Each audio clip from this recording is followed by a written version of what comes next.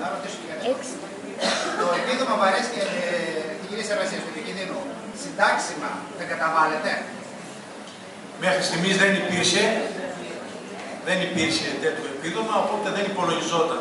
Αυτοί που θα το πάρουν και θα φύγουν μετά από 15 χρόνια, εύχομαι να υπολογιστεί. Το παίρνουν όλοι.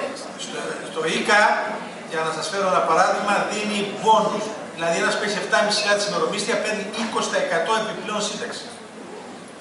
Επειδή δεν συνδέεται με το θέμα της συνταξιοδότησης, το επίδομα βαρέσει και υγιεινής εργασίας το παίρνουμε όλοι στα δημόσια νοσοκομεία.